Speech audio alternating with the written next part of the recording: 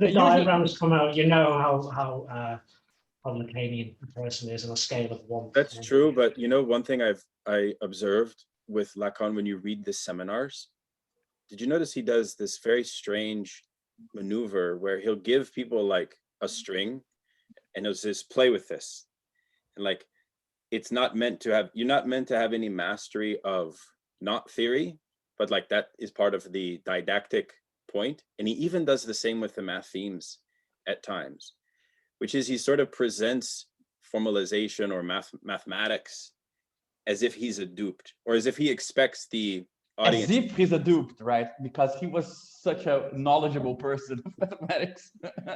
No, but like I kind of wish like all of the formalist Lacanians today treated the math themes and you know, all of these kinds of mathematical concepts in this sort of this excessively Lacanian, almost like dumb, naive way, let's say.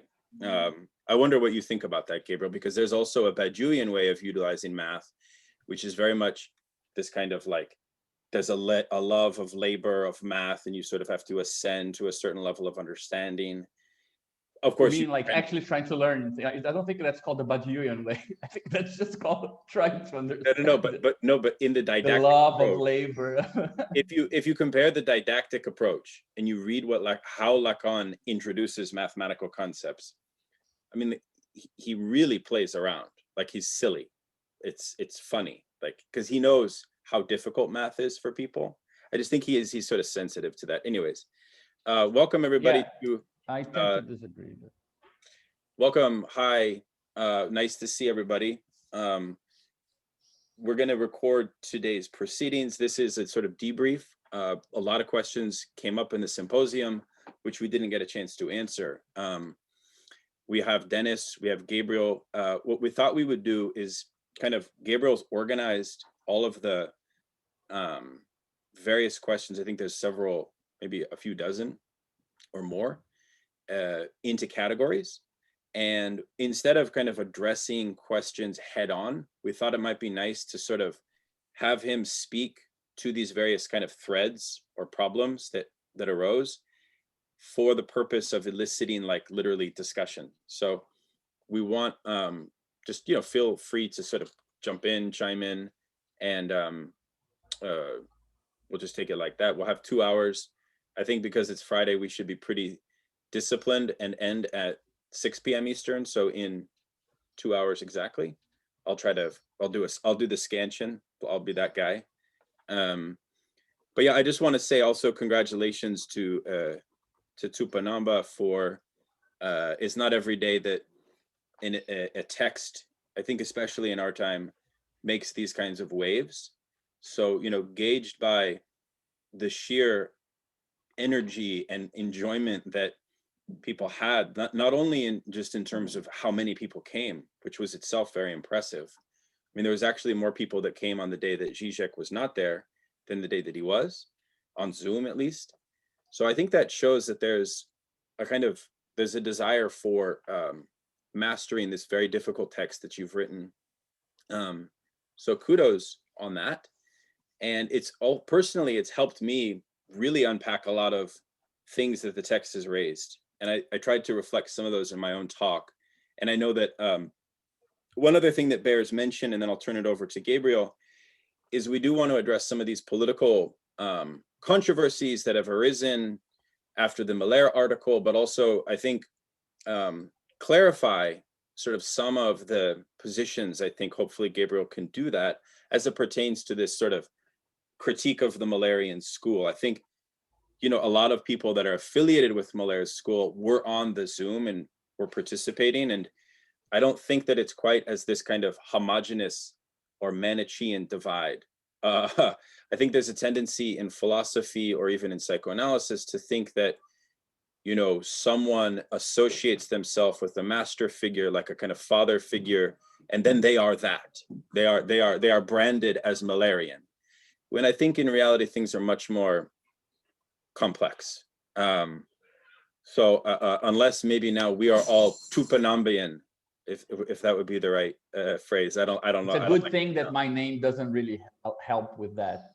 exactly. Because that sounds We are terrible. Gabrielians. No, that doesn't work either. We'll have to come up with something. Yeah, people just maybe be you need to change your psychoanalysts name. or interested in psychoanalysis. No, but I think it's really important that we not reproduce this kind of vulgar portrayal of ourselves as some kind of, because then we reduce the novelty of the text to an anti-Malarian text when it's absolutely not that. But you see my point. And I think the other very important point is that David's intervention in particular, which he sent me the paper and I'll send it to anybody that wants it, was such a powerful critique, I think, of Malher, which I think for many people, this is my own view, because he brought a certain passion to his talk. I think some people maybe misunderstood that there was a substantive theoretical critique that undergirded.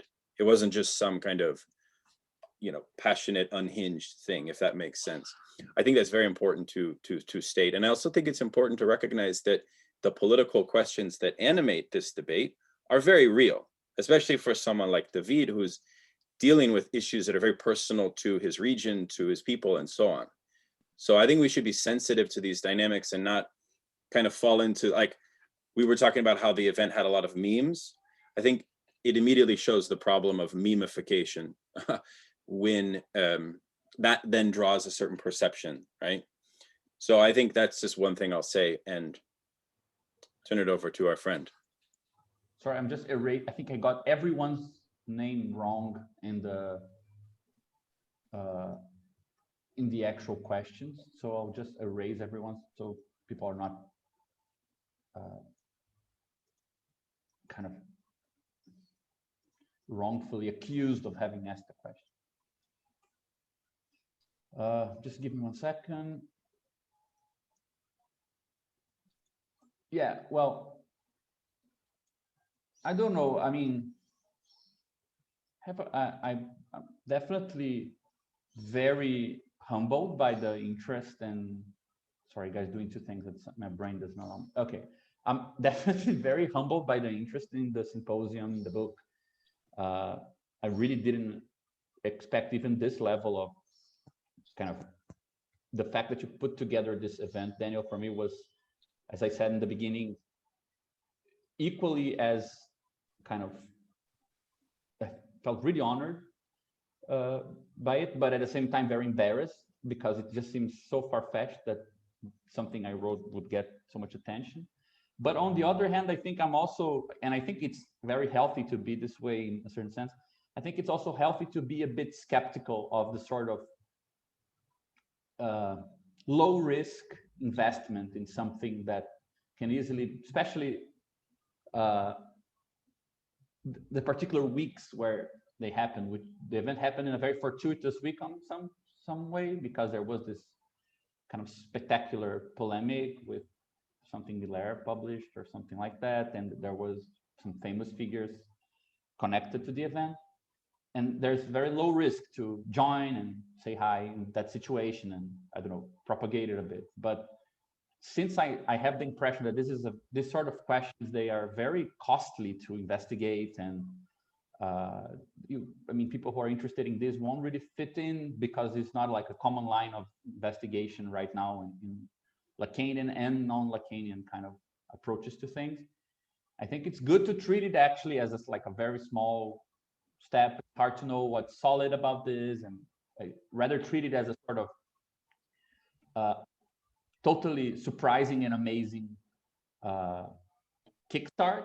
But we'll know if this interests people based on the consequences that we can extract from this, rather than on the sort of excitement that it produces just because it exists, especially since that excitement, I think, is connected with things that are born to be spectacular, like Miller's text, right? It's interesting that he did two things around the same time. He published that text was translated to English, it was published before. And he also started this process of claiming he will publish all of Lacan's notebooks for free online. I'm not sure if you guys are following that. Those two things happened around the same time, though the text is definitely the most polemic, the most spectacular, The other one is the one that has a chance of reshaping something about the World Association of Psychoanalysis, because it's actually proposing a sort of bargain with the other schools to bring people closer together and developing a committee that will publish Lacan's notes. So it's interesting how this organization, even in our attempts to address those things, it's so easy to slip into, focusing on the ridiculous kind of pathetic side of it all, which is easily kind of criticizable in a way. And nothing was said about this other thing. I didn't even say anything. I mean, which is the thing that will actually have a say on the future of how people relate to psychoanalysis, Lacanian psychoanalysis, right? So I think it's also good to have this sort of healthy skeptic or a certain prudence with regards to the series of themes we're talking about, because I find it, I don't know how to continue. I'm still struggling to see how to make these things more consistent, understand what are the consequences of this to other more well-established problems in psychoanalysis. So I think there is a lot of work, and it's hard to tell where to go with it. And one of the things I wanted to say is that the book was written in English, right? So it wasn't published in Brazil yet. And I'm really taking seriously the questions that everyone posed in the symposium and the responses that it had, because it's affecting how the book will be kind of rewritten for Portuguese audience. There are some stuff that I know I'll rewrite just because writing for Brazil, publishing in Brazil is slightly different, and I don't need to refer to France to get a feel for the sort of Lacanian vibe, or whatever we call Lacanian ideology. I think we can address that differently. But all the questions, all the stuff that you guys are bringing up and these problems, they have consequences for me. It's not like just a cool thing to debate online. It actually will affect how I rewrite the book and publish it in Portuguese. So that's one way that these things do have some consequence. And that's also one of the reasons why Daniel and I thought that it was a good idea to have a follow-up on the symposium. It's very hard to turn conversations in this sort of format, like symposium format, and especially when you have, I mean, for me, it was absolutely a personal achievement. Like personally, I was totally, I don't know, amazed by the fact that people I spent a long time reading were there discussing my book. But it's also easy to get kind of carried away with these things, right? And I'm not sure about how you guys feel with regards to this, but I left the event more convinced that actual interlocution to develop these ideas will come from a younger generation, like my own generation, people who are still trying to understand their place in terms of what to do with Lacanian theory today, rather than from people who have been struggling and developing philosophy and ideas for 40 years. They're not gonna necessarily be willing or be in a position to ask certain questions or deal with certain issues that are more obvious and more relatable, perhaps, for people who are, finding their place in psychoanalysis in the current context, and not necessarily having to invent certain tools to discuss,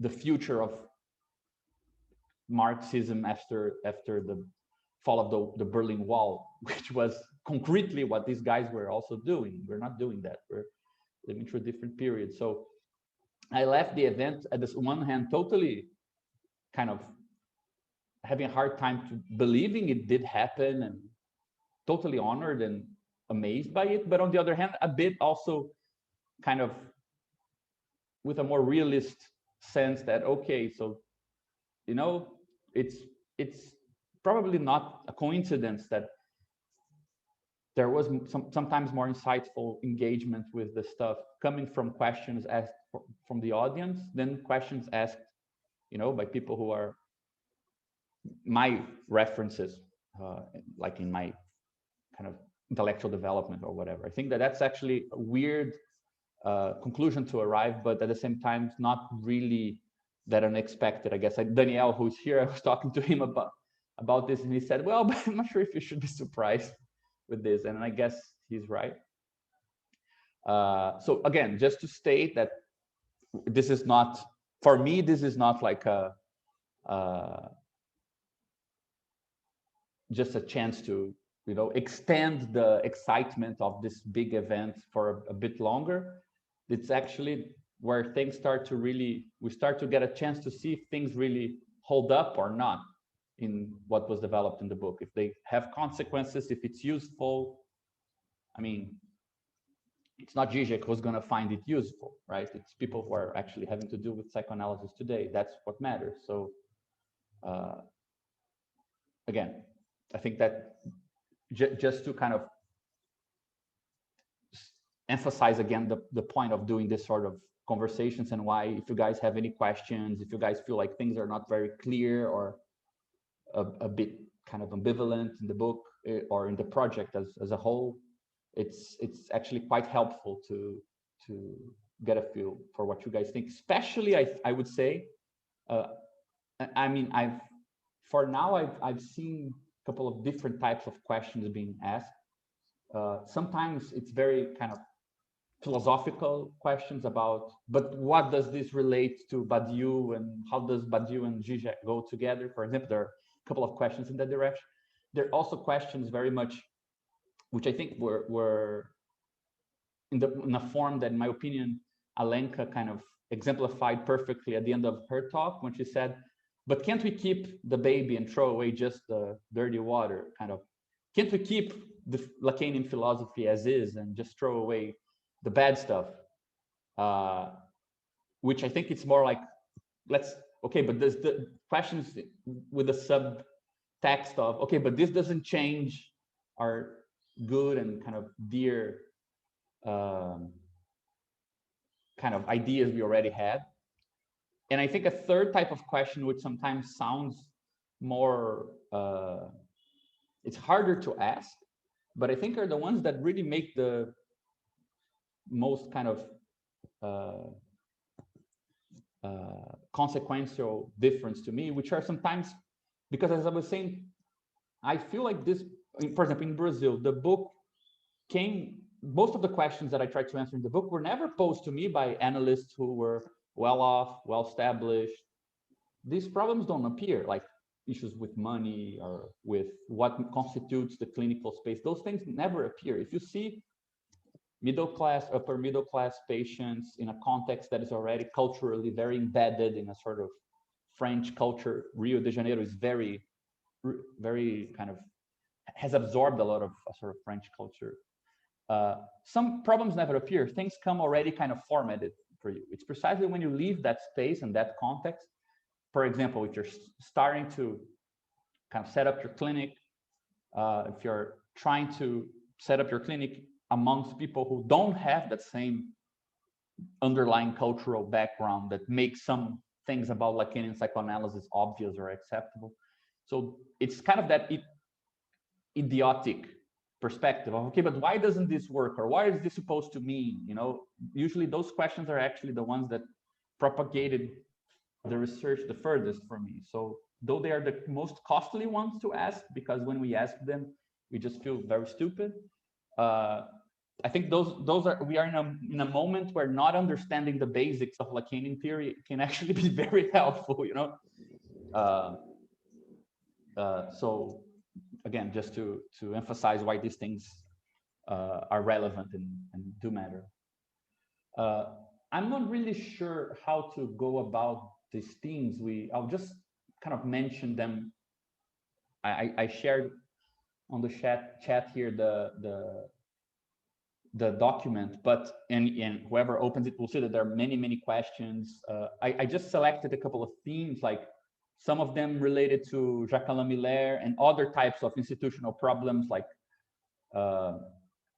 aggressiveness with regards to less orthodox Lacanians by more orthodox Lacanians, the situation of Lacanian psychoanalysis in Germany, and again, questions about why to focus on Miller, which, I mean, in the time, the question was asked for Daniel in terms of why did he focus his paper on Miller, which I think was later on reinforced with Davis' talk, but I think it's a question for the book itself. I don't think it's an obvious question, and I must say, in a certain way, I do regret from the response that I've been getting, I do regret not being more savvy with how I introduced this issue in the book, because it's easy to read it as a sort of anti-Millerian crusade, which wasn't really my idea. If you read the conclusion, there is like a short note saying, it's very likely people will misrepresent the book as being anti-Lacanian or strongly anti-Millerian, but that's not really the point. But anyway, so there are those questions regarding Miller and other institutional problems. There are a couple of questions on the theory of discourses in psychoanalysis, the theory of four discourses. I know Daniel also is interested in this debate more generally. So I think we could also talk about that. I guess it's connected. Then I think that both due to Miller's intervention, Zizek's intervention, and Patricia's intervention on Saturday, we had a lot of questions concerning both the status of the real and the status of the real in sexuality, the trans movement with regards to those questions, especially.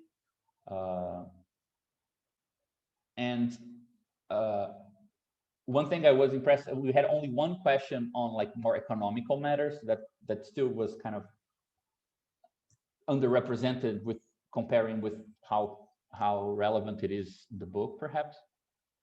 And a lot of questions on the relation, which I think was a very big topic, and I would want to know how you guys see this.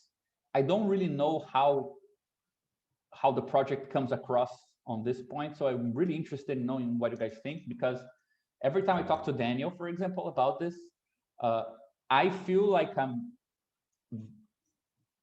stating something that is slightly depreciative with regards to philosophy, but then I see him responding back as if this is such a nice philosophical insight. And so I don't know if what of those, I feel like the book is a bit ambivalent about the position of philosophy in all of this. So I'm really interested in understanding how you guys think about it. But there were many questions concerning the status of philosophy, this thing that Jupancic called the love affair between philosophy and psychoanalysis. And I think that there was also an important question that I think Frank asked about the scientific status of psychoanalysis. And it's these questions, they kind of seep into the next theme, which is the question of novelty. There were a couple of questions asking about how to, I remember I answered one on the day by Dwayne on how to relate this idea of novelty with concepts of novelty we already have in psychoanalytic discourse, like the idea of style or the symptom or whatever, one of these kind of concepts that supposedly index the end of analysis, right? And so that issue of the real and sexuality, since it was also connected with the problematic of opening up space for discussing novelty in psychoanalysis, it kind of seeps into this other kind of bunch of questions concerning novelty, which themselves also kind of seep into the last kind of group of questions, which concerns the relation between Badiou and Lacan. I mean, I could anticipate that the book would go down not in a kind of weird way with the Slovene school, because it's on the one hand admits similar adversaries, but takes a route that they don't necessarily follow in making critiques or constructing things. So many of the critiques that they raised against the book, I feel like are also open problems with the relation between the Slovene Lacanian school and the Badiouian front or whatever. Which I think it's actually a good place to start, because it actually helps to set up the kind of perspective, I think, is the most productive, not with regards to the book, but with regards to the problems that it's trying to treat. I think that it's a kind of optic illusion, a kind of transcendental illusion kind of problem of shifting the background and the figure to focus too much on whoever it's quoted in the book, focusing, let's say, I mean, in this sort of inversion where it's a matter of, is this concept of the real, or is this idea of structural dialectics, is it fitting with what some other theoretical point that Lacan made? Are those things compatible or not? I think that it's when we pose the questions in those ways, it's actually slightly unproductive, because the best part, I think, of this whole theme for people who are interested in these ideas is that, well, it seems that if you look at psychoanalysis from a slightly different perspective, this weird includes this institutional dimension into the thing that you're describing, the change in perspective in that object of analysis kind of helps to see the connection between things that didn't seem to connect or weren't compatible before.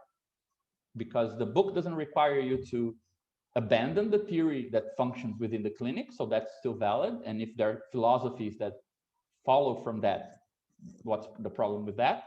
But it also admits a more kind of generic treatment with a bunch of ideas coming from other theoretical point of view, also kind of pitching in and helping out. So if there is an object in the actual world that requires these two things in order to be thought, then they cannot be as incompatible as we previously thought.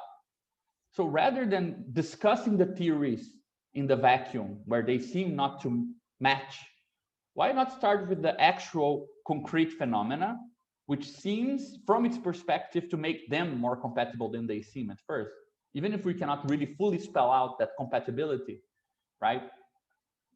There exists some phenomena called psychoanalysis, which at one level or one scale or one sort of perspective is very kind of, can be very well captured by a Hegelian Lacanian theory of fantasy, the real, and so on. All of that seems really good way of looking at what happens in the clinic. But if you ask questions about the history of that procedure in time, you need something else to talk about it. So why fight over the theoretical perspectives when there is a concrete phenomena that binds them together? So that sort of figure and background shift, you know, between the theory and the problem is something that I think also helps not get lost in this sort of spectacular, and I mean, it's very circular sort of discussion between Badiou, Zizek, and Lacan, because that has been rehashed for at least 15 years. And I haven't seen any advances happening, like no new developments, to the point that people just got tired and stopped arguing about it. So without anything having happened. So I would really hate if the book just served to get these people talking and publishing texts again, where they rehash their old arguments about there being no drive in Badiou, no political economy, and then in the case of, you know, like those things, like let's make new mistakes, please. I really don't want to make the same one. So yeah, I'm not sure if anyone wants to comment something on that. I'm not sure if I'm being clear as well with this kind of general comments before going into the more specifics. How are you guys feeling? Is everyone okay? Any kind of comments on the stuff that, on the events that went down on Friday and Saturday?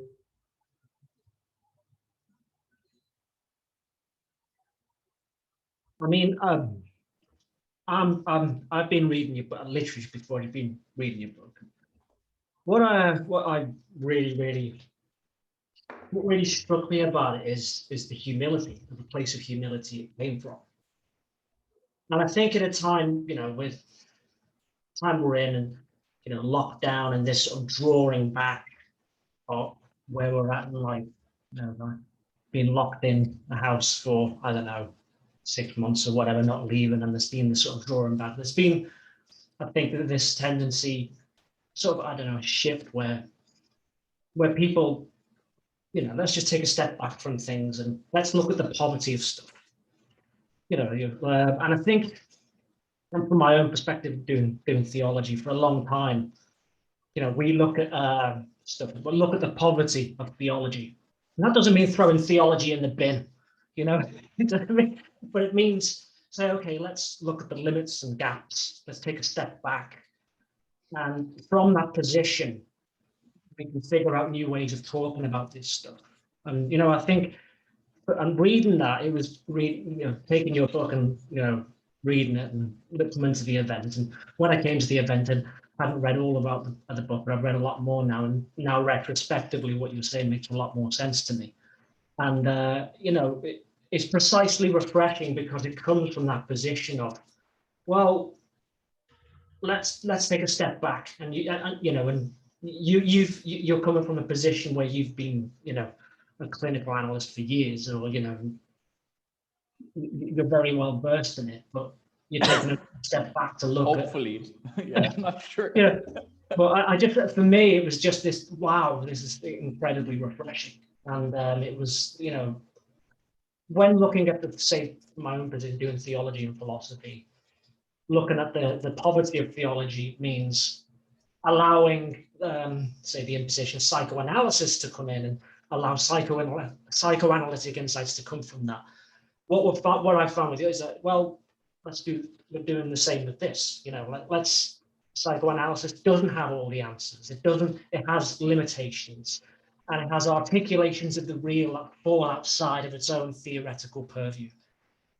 And that's just not coming from a position of philosophy per se. It's coming from a real psychoanalytic experience.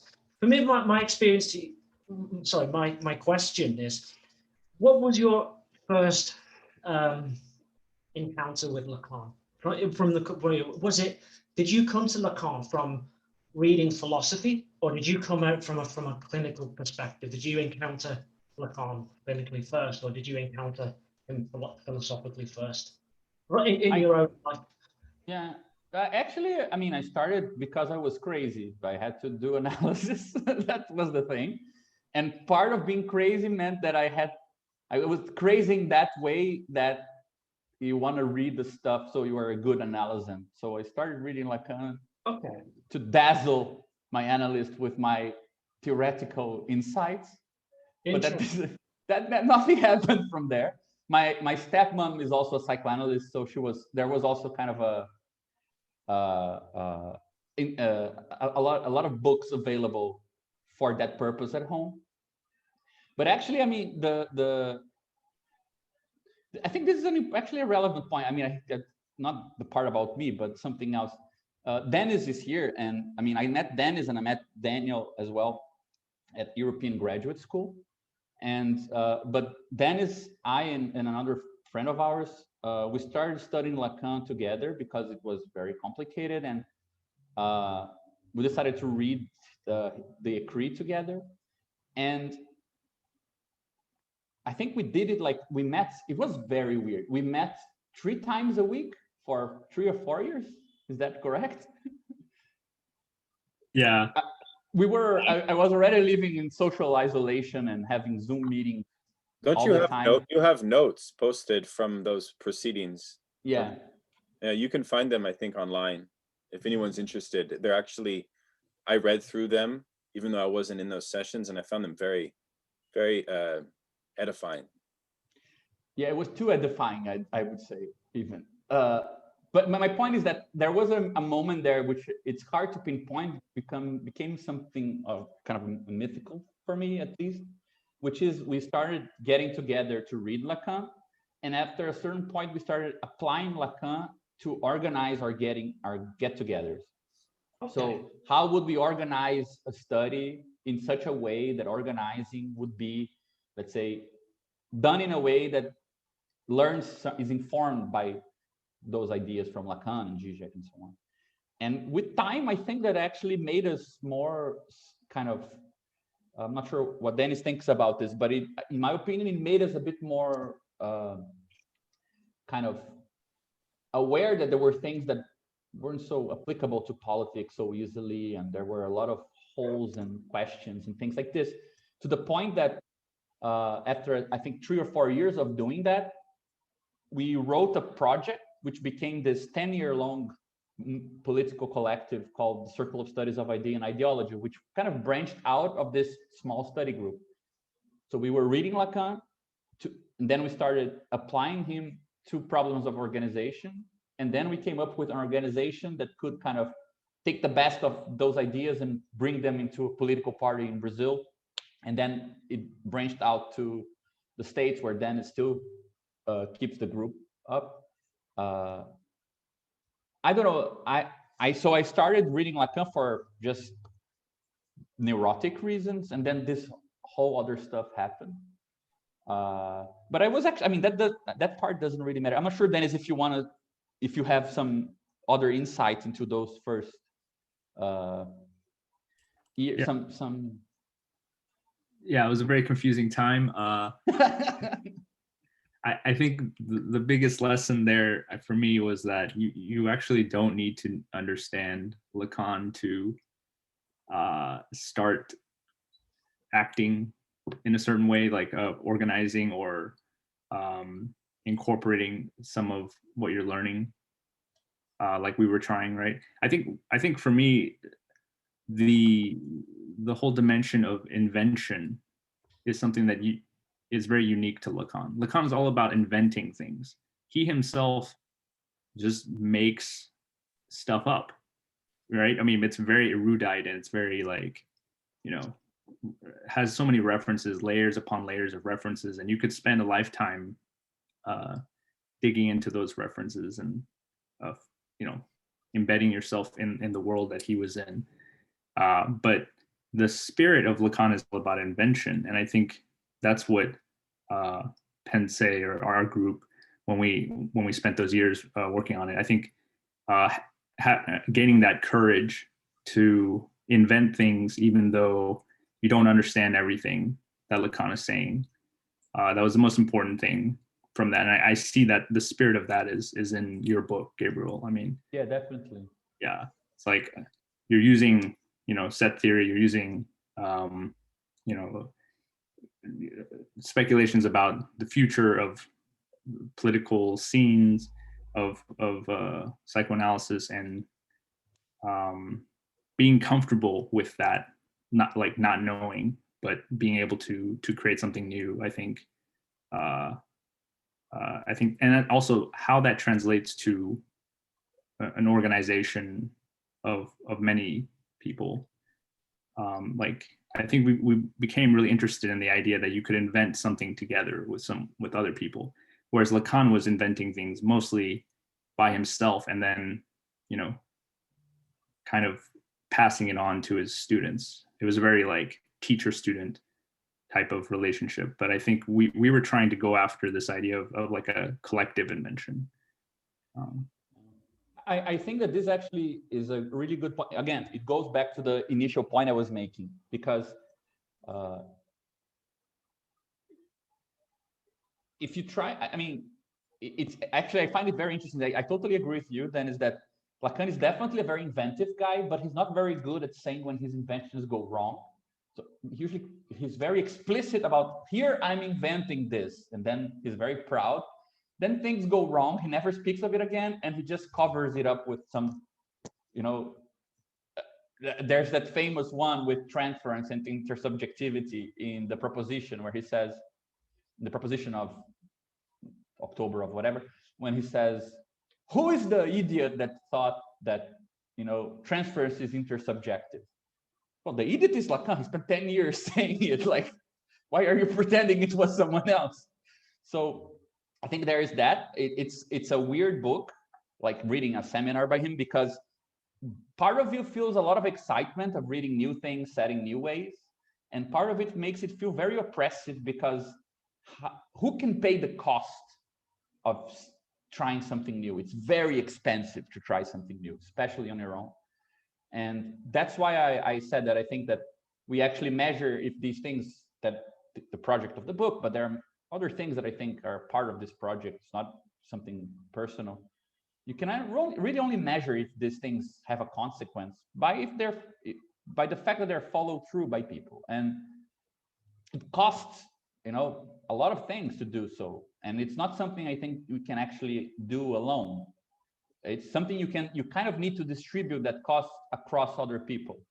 And I don't think that people give enough credit to the fact that there were a lot of weird, you know, intellectuals in the audience kind of clapping along to Lacan.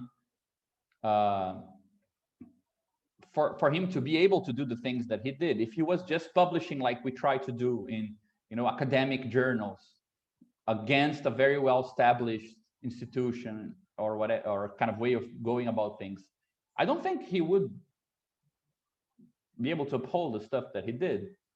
You know, so there is a combination between seeing effects in the clinic, with seeing the interest of others, with already having established some sort of status intellectually. He was much older, right, when he started taking those risks as well, that I think makes invention possible. It's very hard, and we don't need to be like all gooey about it and say it's because it's a communal thing. No, practically it's very expensive, right? Not only does it take personal time, it means you need to take less travel routes in your academic research, or if you're not an academic, you need to convince yourself that you're authorized to engage with these things, which is not something easy, and it's very unevenly distributed, that through gender, race, and everything else, this sort of authorization. So you know, when we get interested in new things, I think it's important to also get interested in the sort of material conditions of these things actually propagating, because it's not easy, you know. And I have the impression that most of the it's one of the reasons why a lot of good ideas kind of die so easily or get so easily absorbed into a more common sense interpretation of things. It's because it's the less costly interpretation.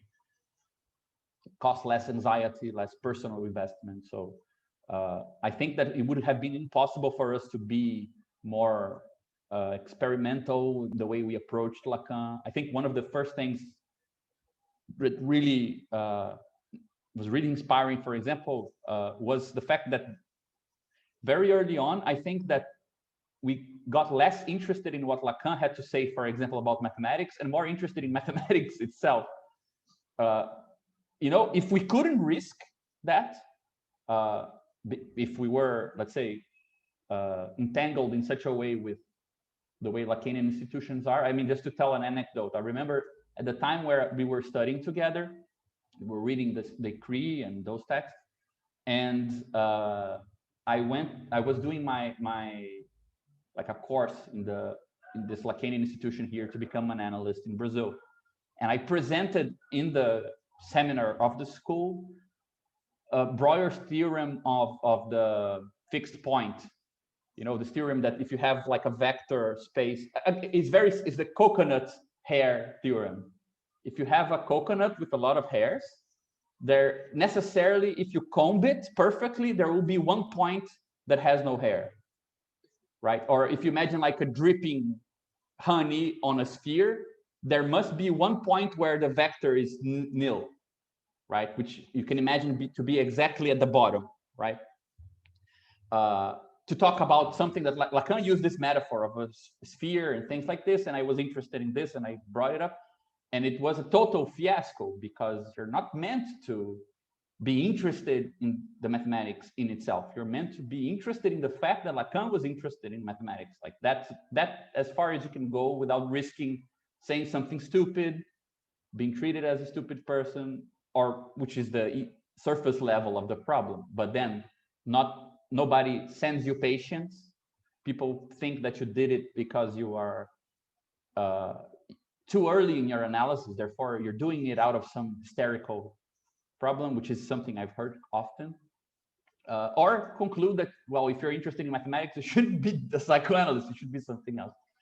So it takes, you know, finding a group of people who will welcome and kind of support those sort of inventions for them to go forward. I think that in that sense, without that that format that we developed in the beginning, definitely things would have gone some other way. But Mark, you said you studied theology, right?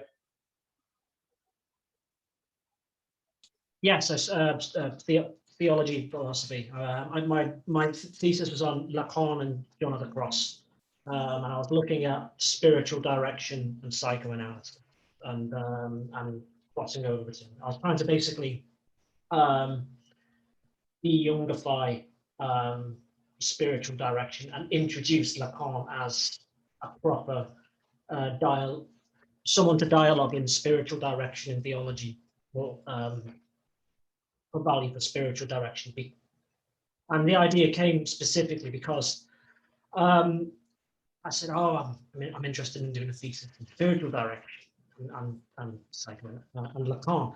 And this person went, oh, well, I'm not interested in Lacan because I'm not a philosopher. So I said, oh, well, okay, I want to be able, because there's a lot of, in Catholic spiritual direction, there's a lot of psychotherapy and therapy, but Lacan is completely left out, and he's left out for the specific reason that he's not seen as a valid clinician, he's seen as a philosopher, whilst in, full, not pastoral theology, but full academic scholastic theology, that's where they approach Lacan as a philosopher and seen as valid. So the whole conference was really, really interesting to me, precisely because it mixes up and mushes up the clinical and the philosophical in a way that's really, really interesting, and came up for me. Yeah, I absolutely loved it. It was really. Do you? I mean, I hate asking this. I'm so sorry of asking this, but do you read French by any chance? No, I don't. Yeah, I'm a terrible French reader of French as well. I can't. But just because there is one book that it's definitely not translated to English, by a guy called Jean Alouche. Jean Alouche. Yeah, he's like this famous kind of Lacanian guy, but I think it's not that old a book. It's kind of probably the last 10 years. He wrote a book saying that, Foucault poses this issue of, is psychoanalysis a spiritual exercise disguised as a science? And he says yes, and analysts are all wrong. Psychoanalysis has nothing to do with the mind, with the psyche. He says this is total bullshit. Let's admit it. We're kind of secularly trying to propose some sort of spiritual guidance and spiritual exercises. So I need to read. Could have some connection, but no, I need to find that. And, dude, just Google translated. Jean Luc. Yeah. I would just Let me just see if I can find the title of it. Definitely need to look at that. But what my point is, in terms of the field that I'm in, big questions of where the clinical ends and where the philosophy begins, and the sort of tension between them. And the conference really opened up a lot of questions for me for that, and reflecting back on that. And the book itself, as I said, because we've been in lockdown, and there's this been sort of drawing back and constantly asking questions about pretty much everything. I felt like that book itself was like asking us to, well, let's just draw back a little bit back from psychoanalysis and explore the poverty of it, just like I'm exploring the poverty of everything else in my life. But it was just really nice and refreshing, and I really appreciated it. I appreciated the work that you put in, and I appreciate. Oh man, thanks. But you're talking about this poverty thing. I sent just I found an English. Somebody wrote an English review of the book. Fantastic, thank you. There might be something there. Yeah. I mean, who am I to suggest anything? But it just sounded like it has something to do. But you mentioned this thing about poverty. I thought about calling the book like The Poverty of Psychoanalysis with the Marx. I had a sense of that. That's it. Yeah, but I felt like it's already so ridiculously ambitious. Like, don't try to paraphrase Marx. That's too much. But well, there's a lot of stuff I'd like to know what you think, but I just don't want to kind of take over everything to talk about if you think Lacan is a good guy on theology, because I think that would be a good question as well. Like, he was such a Catholic, and he was so Catholic. It was just, he was so Catholic. Why isn't there a text called Lacan was so Catholic? Yeah. I wish Yeah, I mean, it just is, and you're reading it, and it's just, you can be absolutely insufferable with it as well, but So yeah. Sorry, Dan, yeah? should we get to the heart of it? This is the heart of it. Okay. I'm sorry, I'm going to take a step back. No, Mark. Thank you very much. Daniel is right. Somebody needs to crack the, to the. No, Daniel's right.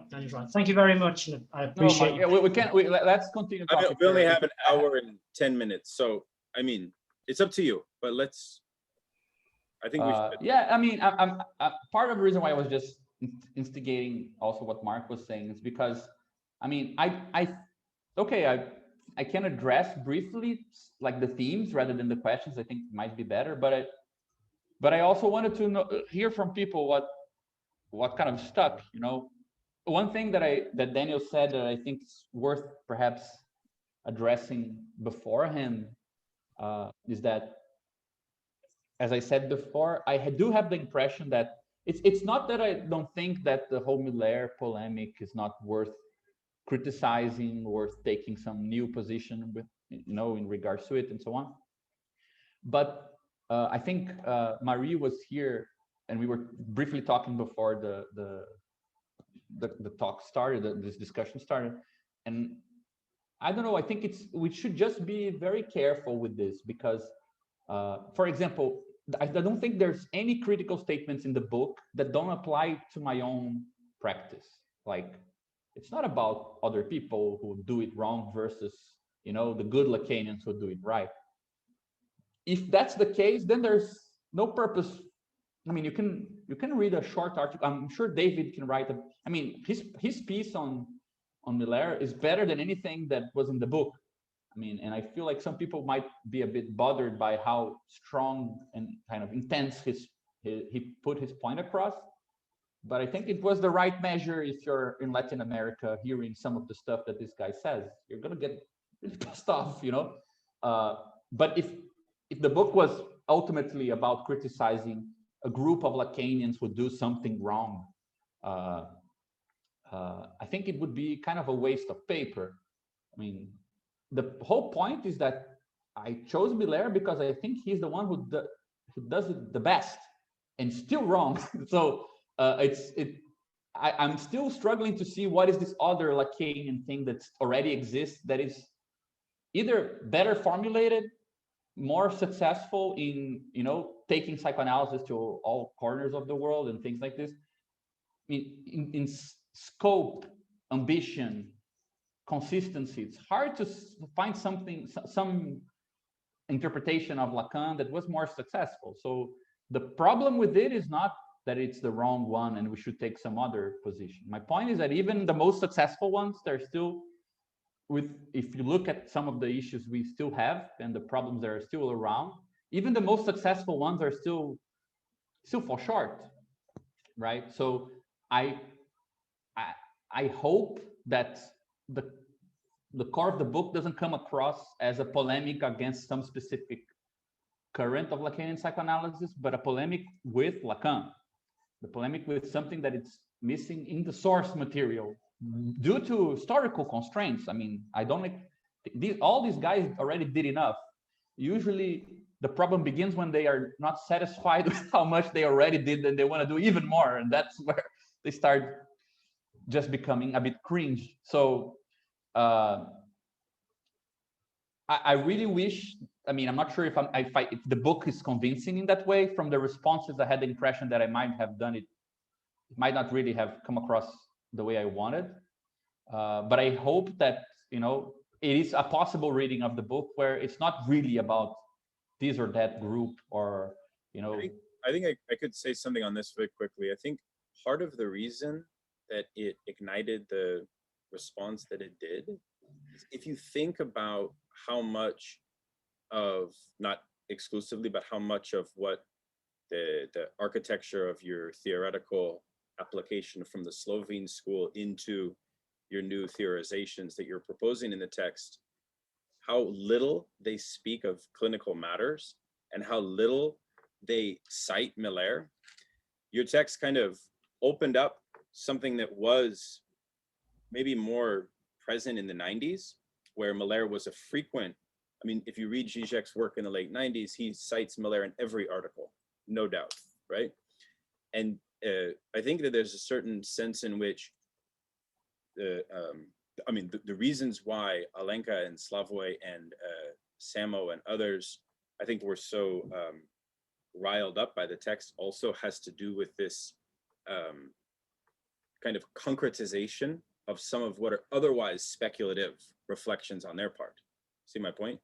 And I think that might account for some of their energy or sort of response, as well as finally giving, let's say, a foothold or a point of touchstone for Zizekian philosophers who speak about psychoanalysis all the time, but don't speak about psychoanalysis with a footing in, let's say, broadly institutional psychoanalysis, right? So I think it's in those ways that there's kind of like a real connection that emerged. The other interesting thing I'll say that kind of made me think back to the days in which online philosophy, the last real movement of online continental philosophy that was of a collective nature, was of course the movement called speculative realism or object-oriented ontology, which was basically a series of philosophers on their blogs exchanging ideas and publishing books. Very much a collective thing. But now we kind of look back on it as sort of weak concepts. And it struck me like, even in the notion of when you publicly introduce a new concept, say Lacanian ideology or the other, you immediately are faced with this sort of virtual trap or this virtual quicksand, whereby the impression from people is like, I need to associate this concept with a transferential relation to a master in some way. And I felt that very much, like, oh, who do I assign this to? In other words, my question almost to Dennis would be, can concepts actually have efficacy from a collective orientation? Or, you know, we're still very much haunted by that. I think I want to call it transferential necessity to assign concepts to someone. And that also reignites the whole question of like, oh, well, you're either Malherian or you're this, you're either this or you're that. But whoever you are, you have to be associated with some master interpreter, because your interpretation is inadequate, and so on, which is another thing I very much love about how you're positioning the Anna Lassalle in the wider relation, which is you're collapsing that hierarchy, which I tried to talk about a lot in my paper, which I very much appreciate as well. So those are some of my kind of impressions. Yeah, I know that you asked something. I don't know if Dennis wants to respond. On the topic of like concepts that can be collectivized. Yeah, I think this is an interesting thing. Like, one actually has some relation to the four discourses in a bit, which is like, how do I put this? Philosophers, there's like a brand name dimension to philosophy where you're always trying to be original, right? As a philosopher, you're trying to come up with some unique take on something that is more or less systematic, right? Some different styles of philosophy. There can be like very systematic thinkers that try to like take some basic intuition and then blow it up into this hierarchy of concepts. And then you have kind of philosophers who might be good at intervening in particular debates, and then like kind of like Lacan, I would say, when he does philosophy, he doesn't do like a big systematic thing, right? But in both cases, philosophers have this very individualistic approach to the generation of concepts. And I think what is more interesting to me is not the production of new concepts, but the how you can make concepts transmissible and shareable in a way that you can actually get a lot of people working like around the same set of concepts, right? This is what allows mathematics to be powerful, not because you have a few genius mathematicians. Of course, there are some geniuses, but I would say the majority of progress is made in very small incremental steps by people we've never heard of, like the lay people outside of the mathematical community or the scientific community for that matter. So when we say psychoanalysis is not a science, well, it doesn't need to be scientific in its concepts, but I think psychoanalysis and philosophy would benefit from approaching their concept production in a way that's like extensible for a larger audience, rather than like, here's the master conveying some information. You're always like one step behind understanding these masters, right? So there's something to say about that also, that connects to the main topic of the actual conceptual topic of the book, because I mean the main argument of the book is that you will create a situation where language refers to itself when you take away any other reference. I mean, you can generate the sort of signifying logic with, where you're addressing words themselves, words are addressing words, when you cut off from reference in a broad sense and reduce that artificially to some space. But that doesn't only happen in analysis, that happens many places. Another place where it happens, for example, is in political situations where we have absolutely no contact with political reality. All we have are political discourses. What usually happens is that political discourses refer to other political discourses, right?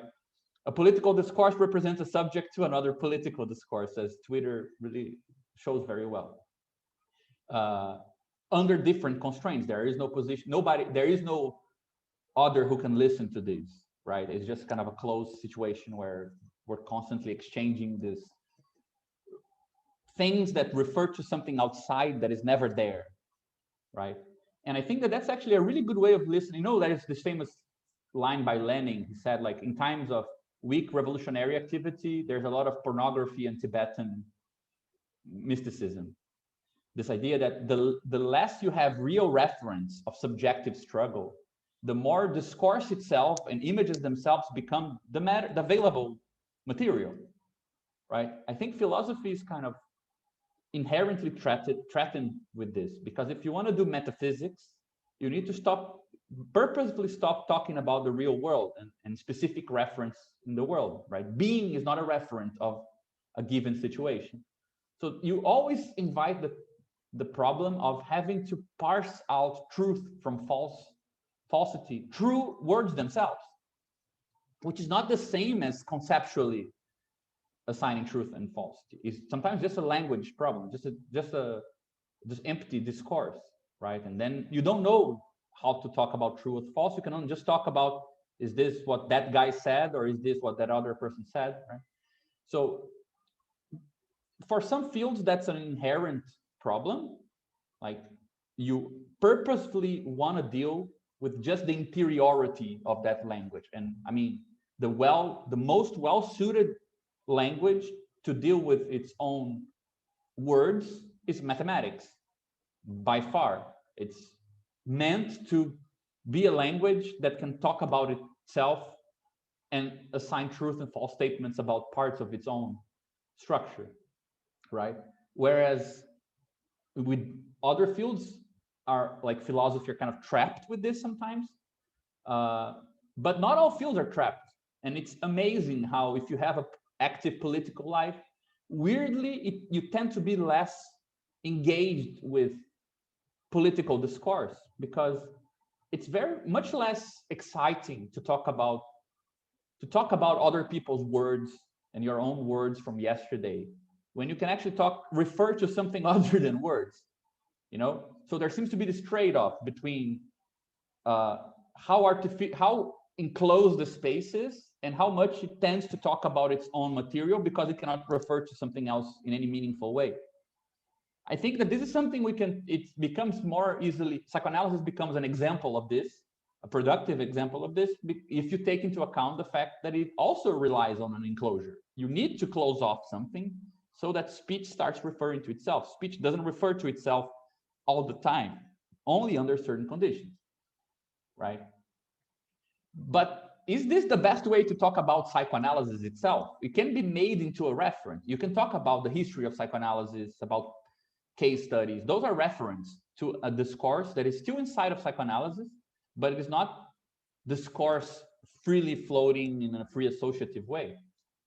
So there is something to what Dan is saying that I think is really important, is that if you want concepts to circulate, it's really good when you have something else to measure their worth that is not other concepts that were already there.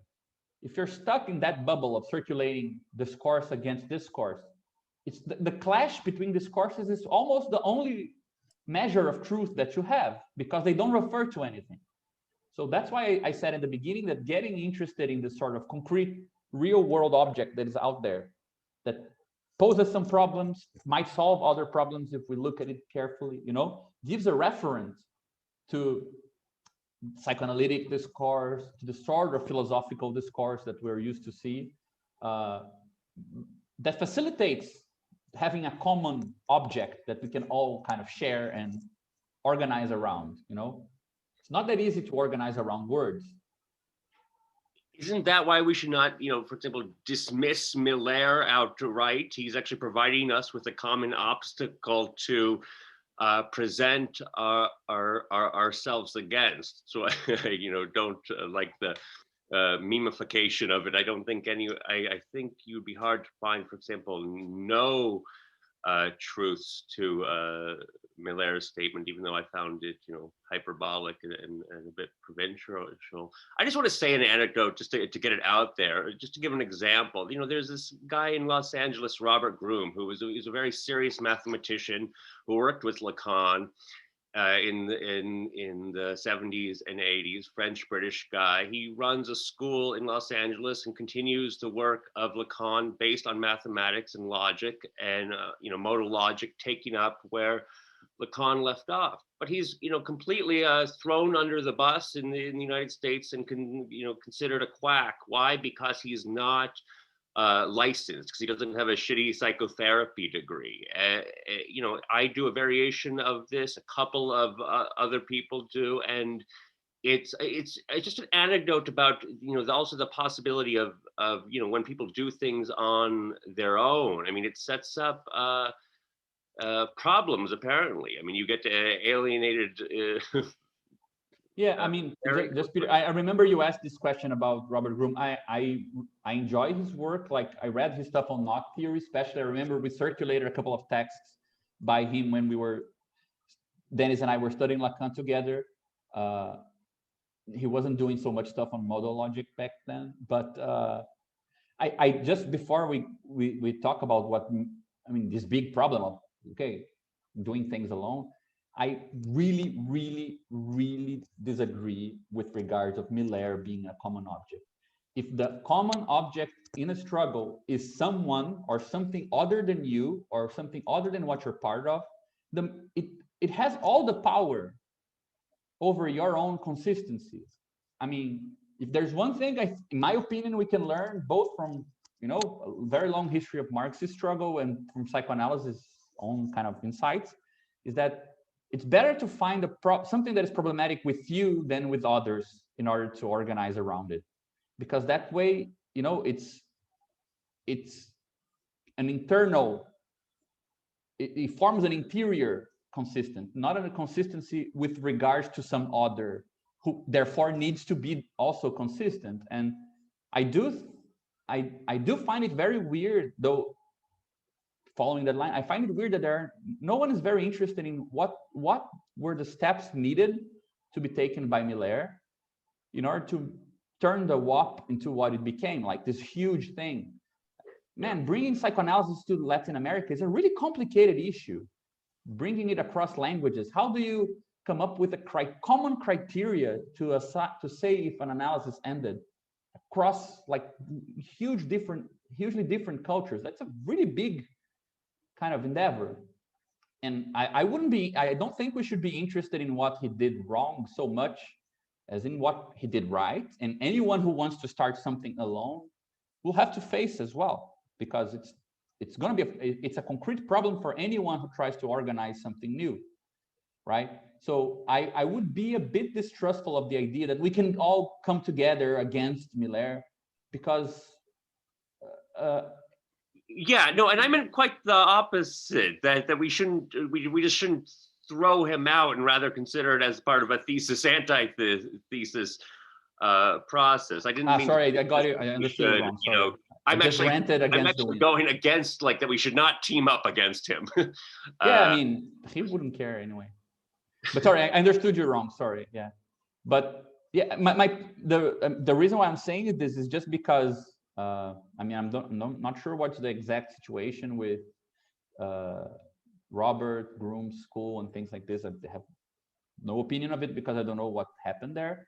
But it goes to, again, to the point we were making before about it's really hard to come up with something new and not make the same mistakes, you know, being able to actually bring people together, turn it into a common problem people can work on, that can have some way of evaluating if it's a good path or a bad path of research that is not based on agreeing with the guy who said it first, which is a terrible kind of approach, right? So yeah, it takes us back to the core of, like, I mean, there is a open research problem I really don't know the answer to, which is, how do we evaluate a good idea in psychoanalysis? How do you know you're not just resisting because you're neurotic, or how do you know you're not just misunderstanding something that everyone already understood and you're just lagging behind and you're too narcissistic to admit it, right? How do we separate narcissistic problems, just some grudge, or clinical issues from a new idea like this? Okay, this has some future, we should look into it. It's very hard. We don't have our own criteria, and usually we look for those criteria elsewhere, like, for example, with science, right? And the problem is that when psychoanalysts say that they are doing something scientific, we just established a standard we cannot live up to, because, I mean, it takes a very distorted view of science to make it seem like we are actually ahead of the curve. I mean, we're totally incapable of, you know, making small increments, as Dennis was saying, to the total analytic knowledge. Very hard to interact amongst different schools of thought, with all the problems that you find in the actual scientific community, which is definitely filled with very complicated matters that go from funding to political and other forms of struggle inside of it.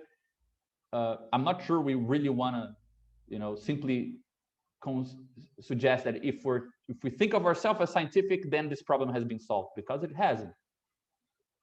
And so I think it's an open problem. I'm really interested. I think I'm not sure if anyone has an answer to that, but it's a really good question, right? How should one go about today trying new stuff in psychoanalysis in such a way that we can evaluate the merit and get interested and follow through with those ideas, continue developing them without having to take on positions which are not necessarily, you know, which might rely on some weird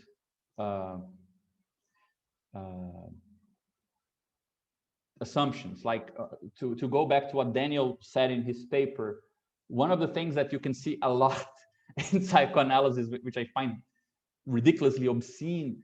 I'm not sure if you guys read this sort of text, but they were very common, especially around the turn of the century, so 2001, 2002, which were texts of this strategy.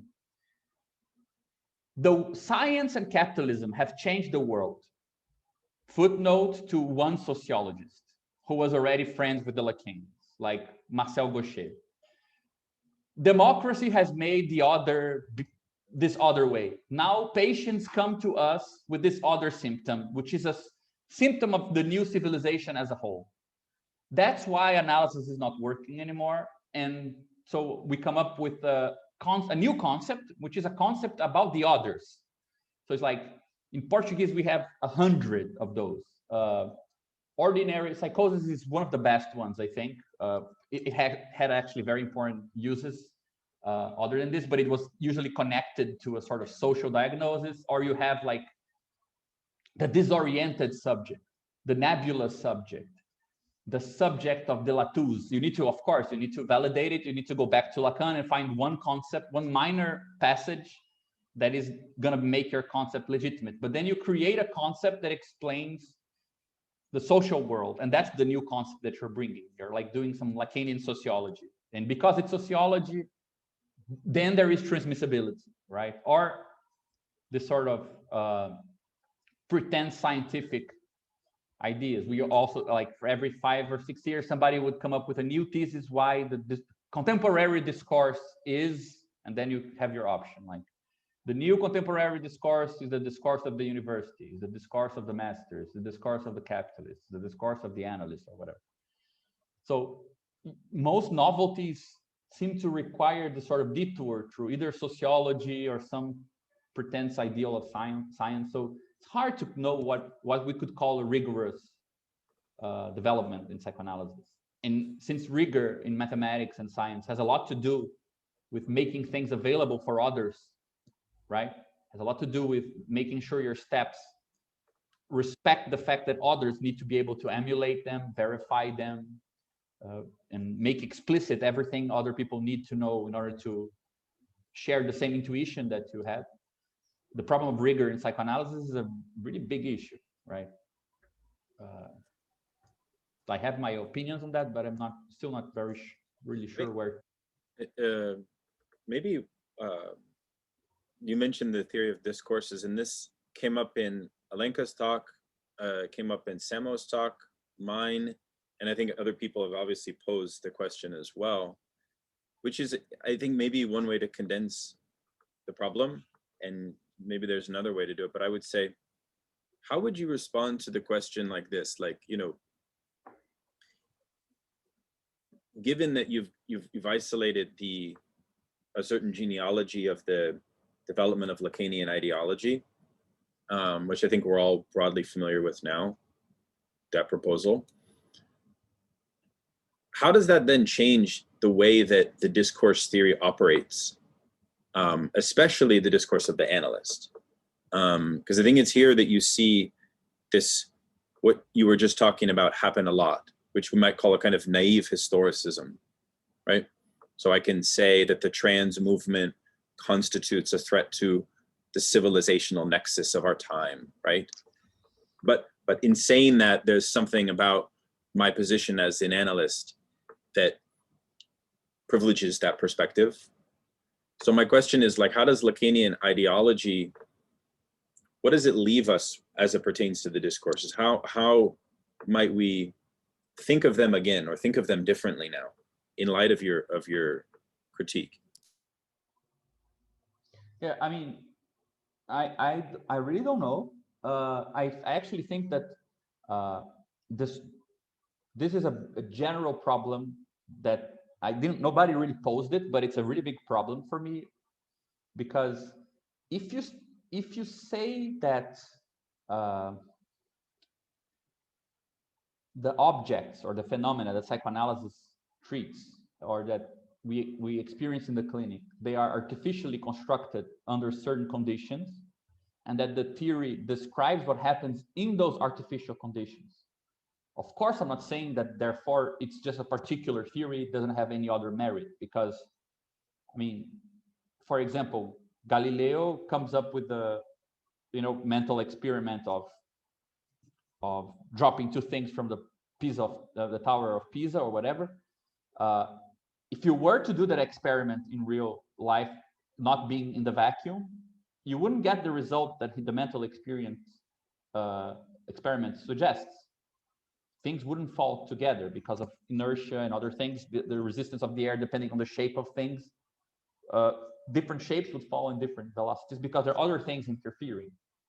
Does that mean that, that what he had to say about acceleration and movement is not groundbreaking, or that doesn't have large consequences? It does, but I mean, you just feel like a fool if you try to generalize it without taking the conditions of the experiment into question, right?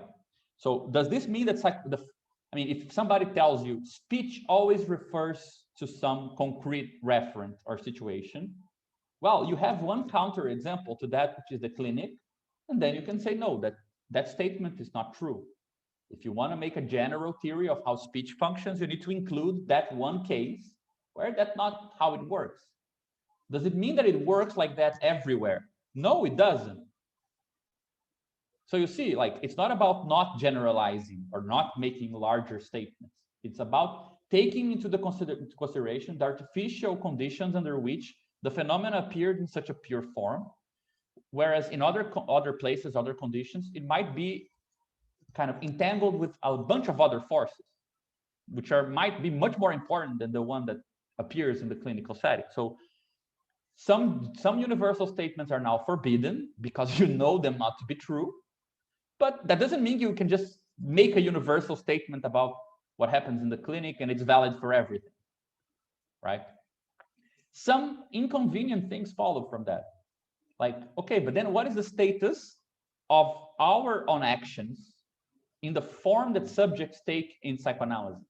Isn't Foucault right then to say that psychoanalysis is like an apparatus that produces a subject? My opinion is that yes, it's true. That everyone was seeing that.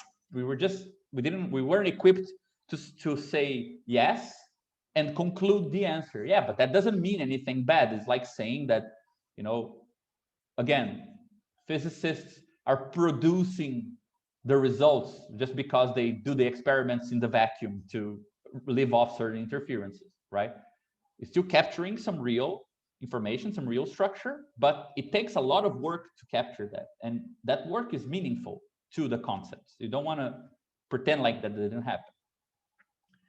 So for some things, I think this approach is not doesn't require much transformation to make sense of some concepts. So perhaps the theory of discourses, because it includes so obviously inside of it a sort of quasi-formal description, you know, of what a speech with no referent looks like, right? If you just, I mean, I think in one of our crazy meetings, I proposed this reading already, but if you just write it like this, right? The idea that somebody says something, so you have just like some speech act, then nothing is said, right? Then the person says something again, trying to signify what they said. But when they do this, they're taking into account how you think that, what you thought of what they said, right? So for example, I say something like, I almost didn't come to the session today. Then the analyst is quiet. And then you say, yeah, but it's not because I'm lazy or anything. Like, nobody called you lazy. Why are you saying this? So the fact that you're signifying your first statement in this way suggests what your position as a subject is. You think you're seen as a lazy person, right? But this leaves open something to be said, because now you have a second statement with no meaning. You just gave meaning to the first one. And you might be, for example, made aware of the fact that you jumped the gun in calling yourself lazy too quickly. So there's something still to be signified. So there you go. Like, this is, once you know the referent of what these things are talking about, you can construct them quite easily. You know, it has nothing to do with group theory or whatever. You can just write this down, and in many different ways. This is probably not even the best way to write this down, right? And this then is what I think what you call the counterfactual space, probably. So I mean, so the fact that there is a concrete way of deriving this from this artificial space makes me think that, okay, it's probably not that hard to see what could be done with this. Perhaps we could talk about how to construct the other discourses out of this one, and we could ask if they also refer to the same sort of dynamic, or inquire, which I think we won't find any answer in Lacan, why something that finds its footing on the clinical setting is allowed to start referring to general social situations, right? I have the impression that it's very hard to make that passage today without an underlying assumption, which was very common in Europe between the 50s and the 80s, which was that everything is a text, everything is a discourse, right? If this happens to the discourse in the clinic and everything is a discourse, therefore it can happen and be applied anywhere. I think there is some hard work to find out under which conditions can other situations be modeled with these ideas. I don't think it's a done deal. And I would also ask the question, like, why would you want to do that? Like, how is this useful? I'm not. I mean, I like to imagine what would happen if, rather than being a cool psychoanalyst, Lacan was like just a doctor or you know, some less cool intellectual thing, and he just proposed, I want to read all social phenomena with these 4 formulas. Like, you would find him very bright, but I think you would be more willing to ask yourself, like, okay, perhaps this is not everything. Like, why is this supposed to cover everything? Under, you know, so I don't know. But I think that the discourses are not that hard to find a place for them. Though I do see a very strong, a very important problem with them, which is that even the way Lacan talks about them, it seems like not all discourses are scalable, meaning everything depends, in my opinion, on, for them to make sense more generally, if you can substitute the S1, the S2 for things which are not speech acts in analysis, but are, let's say, big clusters of discourse.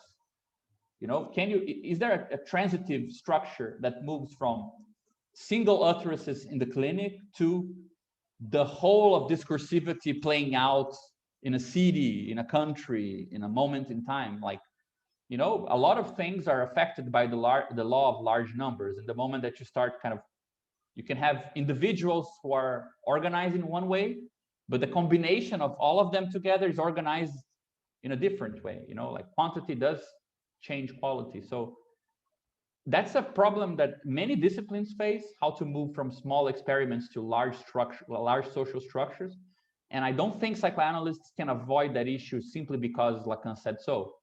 If you want something to apply to a clinical setting and to apply to a large social structure, either it's speculative philosophy, which is fine, like Hegel would apply dialectic to very different levels of analysis. But if it's meant to be something else, how do you scale up while keeping the same properties? It's not an obvious problem. And there is ample literature in sociology dealing with this. So I'm not sure why we can, you know, skip that issue and just go ahead. But I think that that's the easiest problem, because this issue I was mentioning about the experimental status of psychoanalysis and so on, it really affects other categories. Because one of the ways we explain some of these concepts today is adopting, like, kind of navigating between Freud's kind of historic genetic method of, you're doing this in the clinic because in your childhood you were like that. So it's not me, the analyst, or it's not the clinical setting that makes things appear in this way. It's your life that makes them appear in this way, right? Or either the historic genetic or this metapsychological metaphysic version, which is, it's not your life. I agree. I don't need to pretend like I know the reference of your speech to be your early childhood.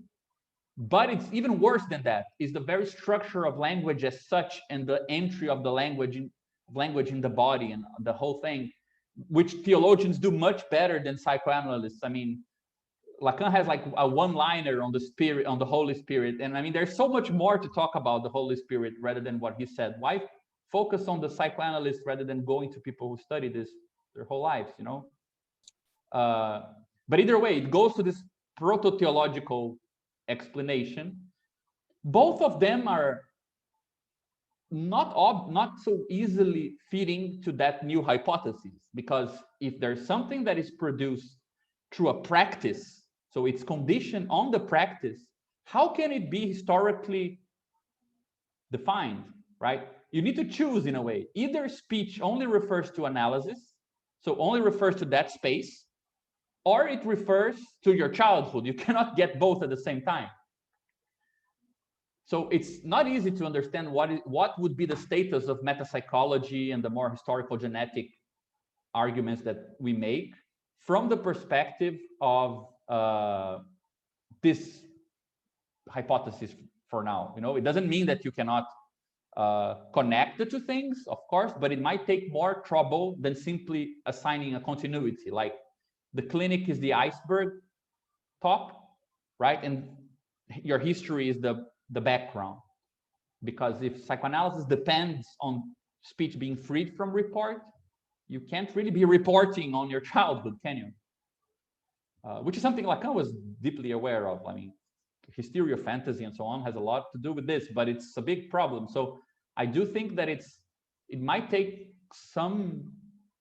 it would have some consequence to how we deal with metapsychology, to this sort of genetic description of structures, or definitely to this sort of more metaphysical descriptions of structure, where things are this way because structurally, by necessity, they need to be this way, because, well, we are allowed now to say that, no, it's not true. Speech doesn't work like that everywhere all the time. So it cannot be just metaphysically, transcendentally defined. It must have a more complex relation with structure, genesis, and so on. So I think the theory of discourses is like a surface problem. First of all, because, I mean, as an analyst, I might be a terrible analyst, to be honest. I'm not really sure yet, but I don't know how to apply a lot of this theory. I don't know how to use it. I don't use it most of the time. I don't see analysts using it in their case study descriptions. Like, I see analysts using the 4 discourses to talk about other people, the world, why they're not gonna, you know, do this or espouse that, why they don't read philosophers, why they're not going to read these guys, why they don't approve, like why the whys of the institution are usually framed in terms of the 4 discourses. But what in the clinic, what are you going to say? Like you're seeing, you have a patient who is like a nerdy academic fella, and you're going to tell him, oh, or you're going to use the university discourse to what? To listen to what? It's not very, very, very obvious, you know. As one of those idiotic questions I'd like an answer to, like, but it might be because I'm just stupid. I'm not sure. Perhaps other people have a better. Isn't the whole proposal from when he first introduces them in his seminars?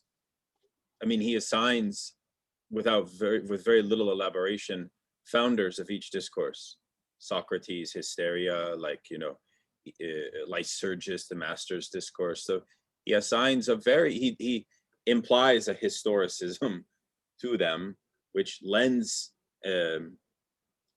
analysts to follow their logic in their own time. So Lacan kind of set the trap for the precise thing you're talking about, but in the way that he introduces them, right? Yeah, but he said so many things, like, I don't know, like, this is something perhaps worth mentioning as well, because after the group with Dennis, where we were reading Lacan, we started this collective in Brazil, right? And elsewhere as well. And part of that collective had to do, we had to talk a lot. We were meeting every week and presenting new ideas we were developing about political organization. And we said a lot of shit, because that's what you do when you're obliged to talk every week to people. Like, you speculate a lot, you bluff. I mean, what if he was just bluffing? Like, what's the relevance that Socrates invented this or that discourse? Like, what does that mean? Mm-hmm. Yeah. I mean, go ahead. Sorry, Reynaldo Young here. Sorry, no one. I'm in Thessaloniki. It's quite late, so apologies if no, don't worry. Everything is very dark and I'm a bit mysterious. Slow. It's 12:30 at night. My feeling is, and it's probably the one question I had when I came here, to Gabriel. Thank you very much for everything also. And Dan, this is amazing. But just to get to the point, I mean, it's not that you have to have a position on this, but since you brought these ideas of the generic and these ideas of composability, a space of composability within the clinic, et cetera, i.e. you're bringing some sort of Badiouian structure to your whole thing. My question is, without having to, you know, bow to the master all the time, it's not that you have to, but my question is, have you considered the place of psychoanalysis in this division that is very important if you're going to follow, for me, Badiou's, let's say, system between a condition and a thinking of the condition, i.e. philosophy that doesn't produce its truth, and then art, etc., that does produce its truth. I think we've been talking about that all night today without actually addressing it. When you say mathematics creates its own subjects, that's what it is about, isn't it? Mathematics creates its own truth. Music, I come from the music. You're a composer, right? I'm a composer, yes. I think I've seen your name. I might have heard something. Do you know Caron? Yeah. Yes, I know his work very much. I love his work. He's amazing. That's amazing. Yeah, yeah, and I'm also an improviser of music, and my research is on Badiou and noise and education, actually. And just to give you a little bit of context why I'm here, I am a lot of what you're saying and what also Dan explained about your book, for me, is very, very relevant in my own translations. Let's say instead of psychoanalysis, I put there the subject of education, music education and education in general. So that's why it's so resonant to everything. And one of the questions that I keep putting to myself, that's why I'm asking you. I did it in my own research, the noise of the oppressed. Does education, where is education fall? Does it fall on the side of philosophy, i.e. it doesn't produce any of truth, but composes the truth produced in the other kind of procedures, generic subjective procedures, or it is itself a producer of truth? I think that in psychoanalysis, we have this weird paradoxical situation where it's either both, or we are not clear if it's one or the other. Is psychoanalysis a truth procedure? In which case, you know, it's a place where events happen, where things happen, and you let it speak its own thing, and then it produces its own subject, as you are saying. Or it is on the side of, let's say, discourse and philosophy, where you let something else happen or speak its truth, and you elaborate a discourse on it. And if so, which is the truth that psychoanalysis is listening to? Probably love. Is it love? I mean, the place of love and psychoanalysis, how about you triangulate psychoanalysis on love? It's interesting, but also for me, it's like it has this kind of topology that you can never actually grasp. Which is the truth procedure of love? Is it psychoanalysis, or is it the couples kind of, you know, getting on with their project of getting together, forming, you know, a history, doing a two, as they say? My question is, do we have to define psychoanalysis as either a place of composability on the side of philosophy, or is it a place that produces truth? In your book, you seem to go to that it is itself a place to produce composability of something, isn't it? You use the generic there, don't you? You use the ideas as if psychoanalysis is a place to elaborate thought coming from some conditioning. So if so, what is that conditioning? I mean, I'm not saying that these questions need to be answered. I'm just asking, have you asked yourself those questions as part of your kind of structuring of the place of the generic and the place of truth and the place of the procedures in your whole kind of, you know, let's say work in the book. Sorry, I also will admit that I read, I had the book just less than a week ago, so I didn't manage to finish it. I'm a very slow reader. So, but no, I think it's an interesting question. I mean, there are two levels to this. I mean, there's this complicated philosophical issue about Badiou and this and that, and it's an interesting question in its own right. I obviously took a lot of inspiration from Badiou, but I hope that's not the core of the book, that it's Badiou being applied to stuff, because I tried not to rely too much on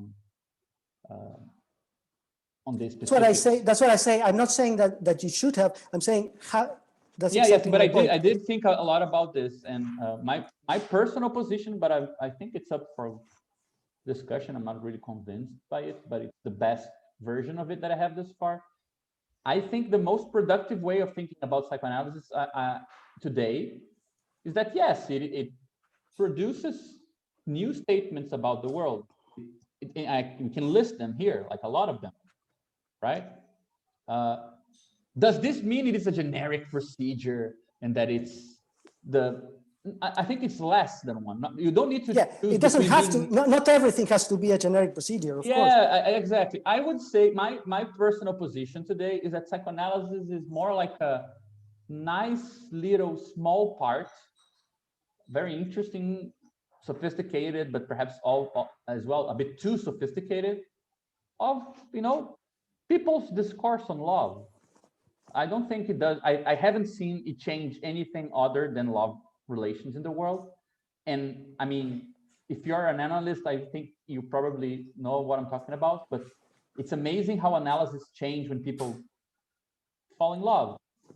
It's clear that there are forces that can affect an analysis that are beyond the power of the analytic setting, and usually they have to do with leaving your family, falling in love, things like this. So being very empirical about it, I do think that psychoanalysis has obviously statements that can be proved false, and it has proved other statements false. Therefore, it has a stake on the truth, right? I'm not trying to go all about you. So empirically talking about, we can say some things like everyone who says they're having pleasure are having pleasure. No, we can prove that that's not true. Like there is concrete thing that happened that can lead you to say that satisfaction is a bit more complicated than that. Can we say what satisfaction is? Can we say what pleasure is? No, we cannot. But we can disprove some statements, and that's also related to truth, right? And we did show other things that I think are relevant. Does this mean that we have the last say, we're the vanguard of what people do in terms of love? Of course not. Like, I find it obscene to call transference love, honestly. I think it's like, we should have some other name for it. It makes it seem like we're more important than we are. I mean, so I don't know. I think that I would put psychoanalysis on the like fragment of a bigger thing, and rather than being about, I hope I didn't give the idea in the book that psychoanalysis is the place of compossibility. I think psychoanalysis can be more, let's say, aware of that problem and can facilitate that with others. For example, it would be great to be in a conference with a Lacanian where he doesn't think he knows more about music than you. You know, where just because we use the word, you know, I don't know, improvisation in one seminar by Lacan, that he knows what improvisation can be. It would be good to be more welcoming in that way. So you see, like ethically or like as a disposition, I think it's that idea of compossibility is helpful. Psychoanalysts are never the guest in anyone's house. They only know how to be the host. It's amazing. No wonder nobody invites Lacanian analysts to any other conference, because who wants to be in the room with a know-it-all? You know, Like if you're talking with a physicist, you think you know more than the guys about the nature of science. It's crazy. Gabriel, So, I grew up in Uruguay that is flooded by Lacanians and psychoanalysis. I apologize on behalf of all of us. Everyone is a psychoanalyst there, so I know exactly what. Yeah, exactly. So I mean, I would say that in this sense, it's the sort of humbling that is the most productive. Like if you're aware that things move on in other fields and you need to keep up, it's more likely that you'll learn new things rather than rereading Lacan. Like the scaling issue in sociology, there's so much happening there. Why just stick with the letter of a seminar written in the 70s rather than learning more stuff about how to move from the particular to the global in social studies, you know? The same for arts, for science and so on. I think it's a good humility. And second, inside the fact, even from the perspective of its own domain, psychoanalysis doesn't really have the last word on anything. Like no, but why no? But I will break a lance for psychoanalysis, and even if it's small, as you say, or smaller than what psychoanalysts will want it to be, whatever, I agree. It's also, I think, in many cases, unavoidable to, as what you say, traverse it. And I mean, you cannot ignore it. My point, the insights or the truth of psychoanalysis are unignorable, I think. Yeah, probably. I mean, but that's something you can say of, I mean, so many fields, right? I like that statement because it's a statement that applies to others as well. I think there are many things you shouldn't avoid dealing with. But Daniel is just bringing up here this question that Alenka asked during the symposium concerning the desire for psychoanalysis, a popular desire. And I think it's a good question, right? To ask, okay, are people in desire of this thing? But it's also a bit formulated in a way that I'm not really sure we want to formulate it in that way, because again, I don't think on the short term, I do think, of course, that psychoanalysis as it exists today could be very helpful in many situations. It would be great if it was more accessible. You can talk about the sort of charitable side of allowing for the access of psychoanalysis to be more democratic, more aware of inequalities and so on. But in the end of the day, it's not about other people and the popularity. It's not desire for popular psychoanalysis, desire for psychoanalysis as such. If it doesn't do that, it's not others who will suffer. Psychoanalysis will just end. Yeah. It will just be lagging behind, like talking about, you know, Bertrand Russell in the 21st century, like 100 years of absolutely inventive stuff happened in logics. You don't want to talk about type theory in those terms. Or politics. Are you sure you want to be talking about fucking university discourse in Stalin's Russia when, you know, the huge political novelties happened, like, or theology developed new interpretations, and like, so it's gonna disappear. It's gonna become, I mean, it's already became in some places the sort of cool elitist game where you can kind of play out the theater of your own subjectivity, paying a huge amount of monies and feeling like you have this private adventure. I mean, I think it's a very sad future, but so it's not about the popularity, like taking it to the masses. It's the same problem. Actually, this leads me to, there's something I wanted to make sure I don't leave out in this conversation, which is something, it's interesting because the problem appears in the same way in politics. Like the moment you phrase it in terms of how do we take this to the masses,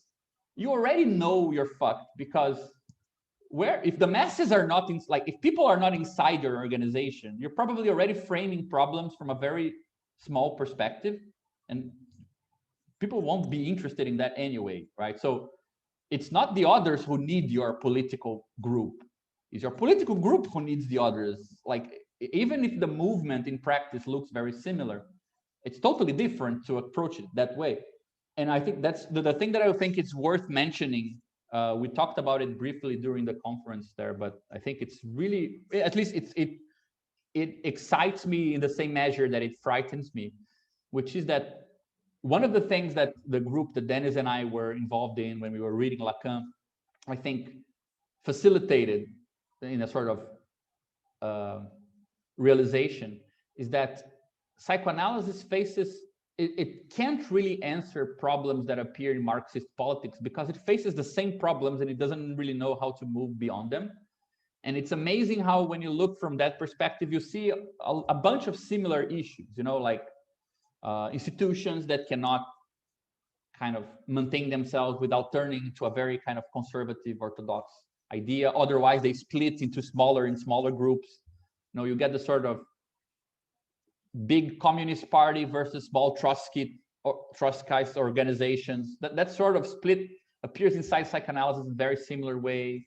The way we are constantly worried about people reading wrong the right texts, you know, it's very similar.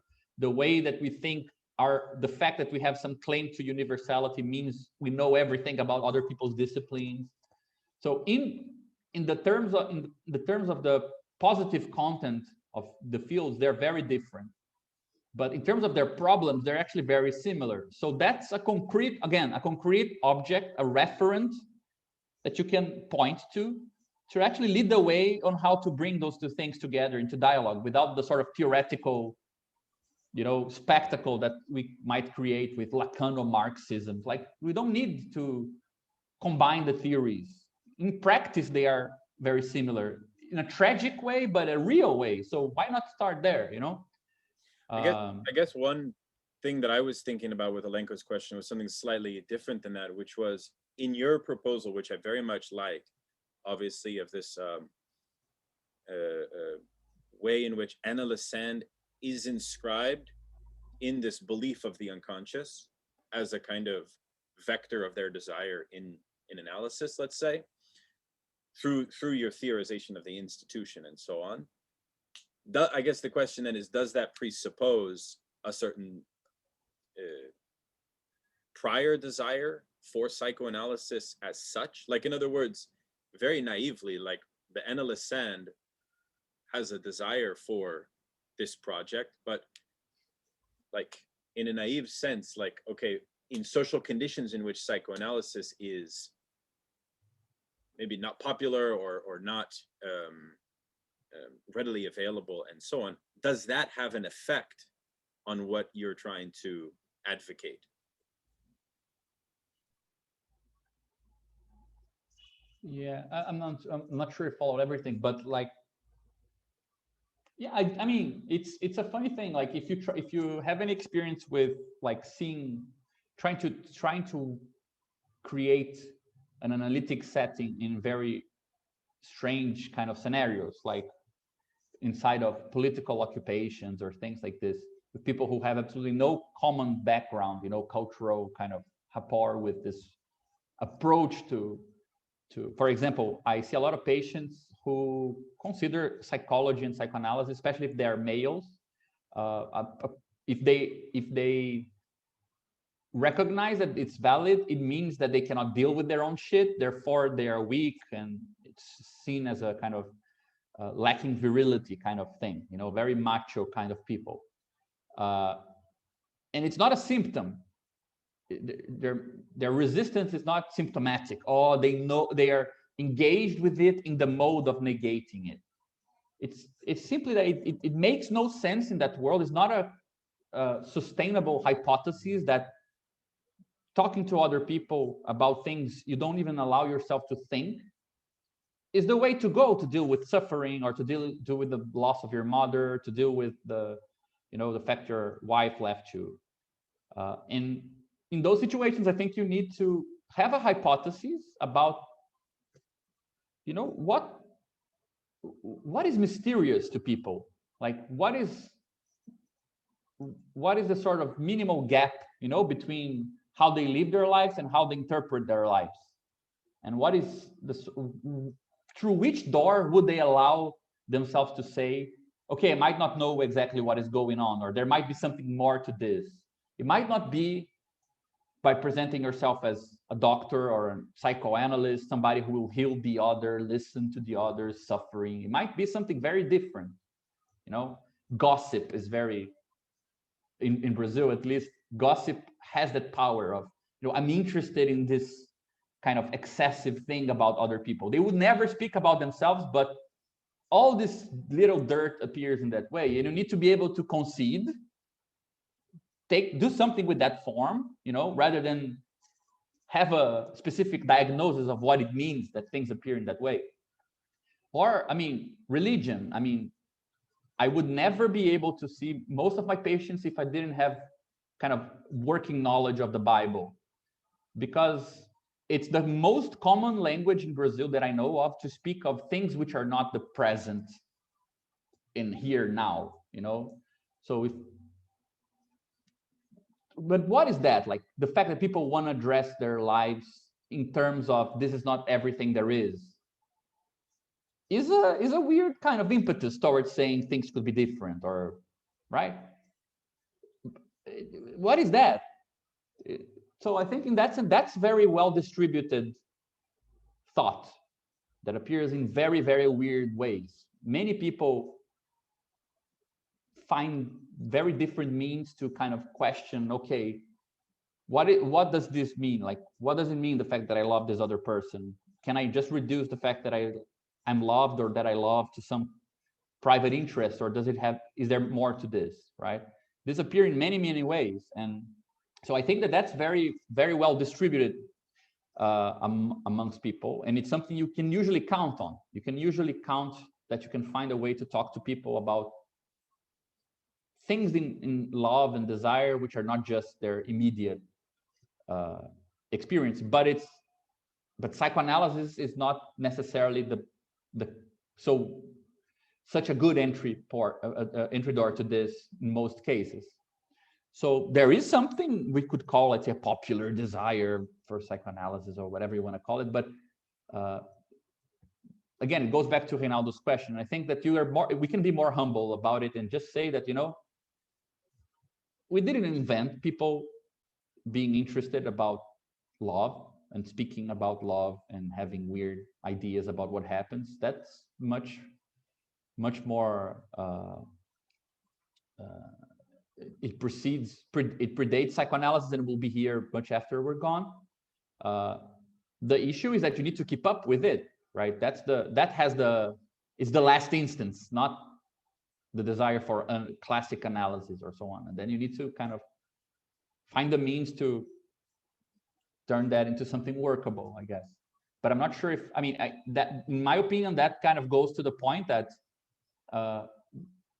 there's something happening which is not what analysts are focused on, which has the upper hand, let's say, is the determining instance.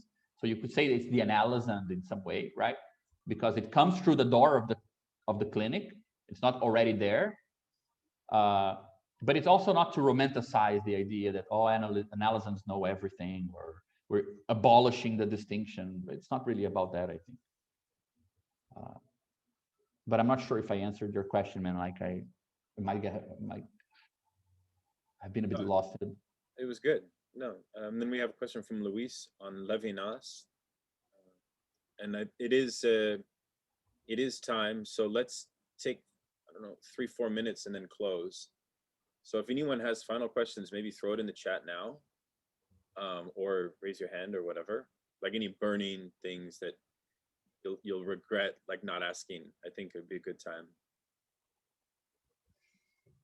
But yeah, this business on Levinas is really nice, because I feel like you really address that question when you critique Lacan's notion of primitive otherness in some of these kind of questions of alterity that you perceive, Gabriel, as kind of fundamental limitations of Lacan's theory of otherness, which really, when I was reading that section of the book, I kind of was thinking of Levinas here, like, although Lacan is very much not Levinasian, in your mode of critique, it almost kind of fits in there in a way.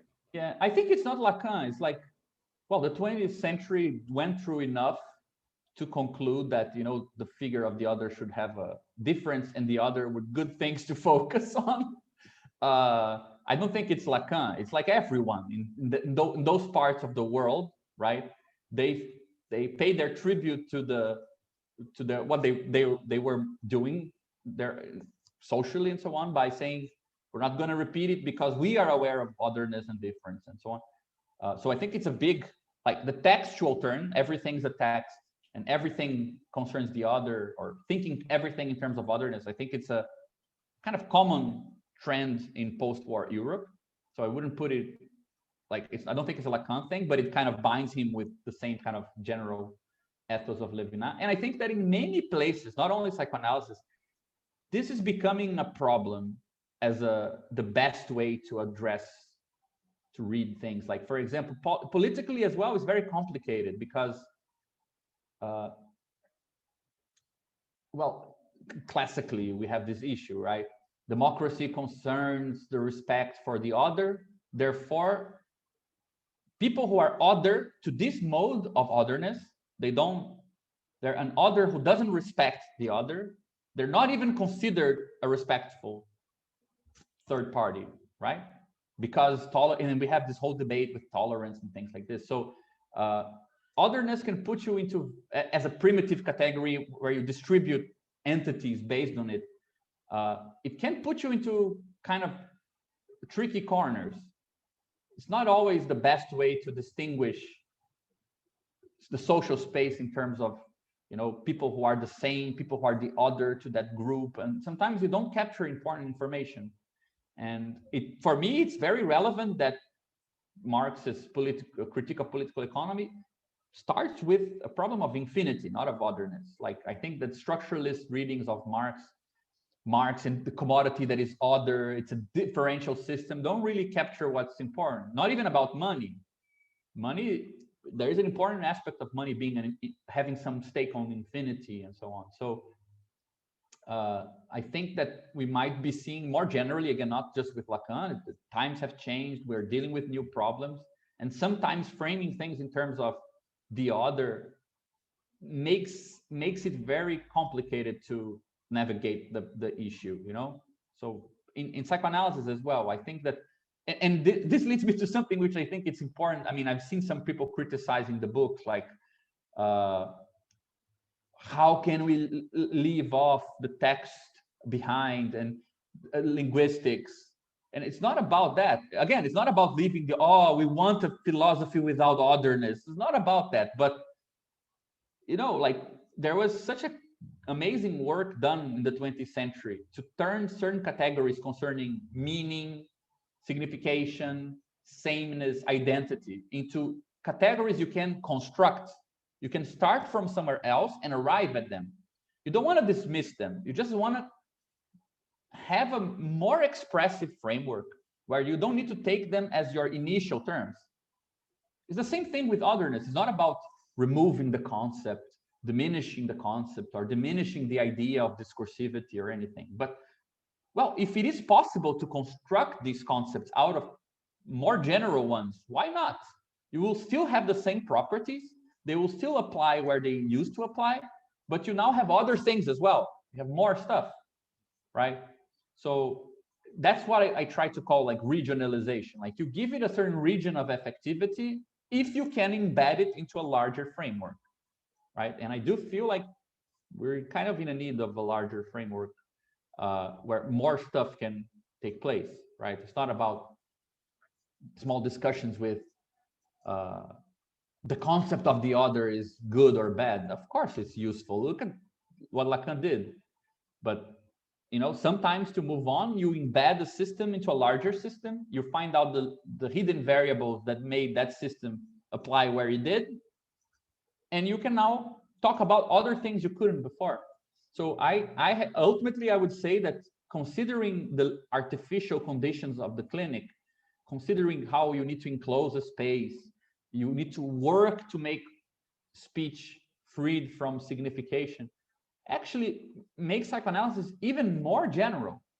You have more tools to talk about more stuff if it seems like the structure is similar, not less. You know, it's not an argument for psychoanalysis is only a clinical matter, whoever is not a clinician shouldn't talk about it. Of course not, right? But the more we understand the conditions for that phenomena to arise, the more we are in condition to also, when we want to find something that seems like it's similar, to also look for those conditions, right? if you want to find some structural trait in common. And I do think that there are other places where you can find important structures that look alike, but I want those conditions to also be taken into consideration ultimately, I think. Not sure if that's helpful, but yeah. That's great. But I know we're closing off and everyone is already kind of tired, but let me just say to conclude also, I mean, again, we didn't do this. I know many people didn't have a chance to talk. I didn't really do what Daniel asked me to, go over each topic and talk about them in detail, but I really hope, you know, we take this as a serious gesture that if these things have any merit, we'll know if they are, if any interesting questions appear and people are willing to address them. Feel free to, you know, if I can help out in any way, I'll, in the best of my abilities, I'll try to engage with you guys and talk it over. See what. Also offer to anybody that wants to do a study group on the Desire of Psychoanalysis, you can feel free to kind of organize under the auspices of our study groups network, insofar as if you want to connect with each other or connect with people. Shoot me a message on like Twitter, or you probably have my email as well, and I can help kind of facilitate a link so that folks can meet independently, if that's of interest. If you're reading the text and you kind of want to talk about it with others, maybe we could help facilitate that if there's interest. So okay, well, let's thank Gabriel for this nice discussion. This was really delightful way to end the week. We hope you all have a nice weekend. Thank you very much, gentlemen. Really, thank you, Thank Daniel. you all, man. I'm so happy you guys were willing to join this crazy thing on a Friday. It was great. Gabriel, thank you. Dennis, Very much. everybody, thank you very much. Great to see everybody. Thank you. Thank you. Okay. Thank you. Bye.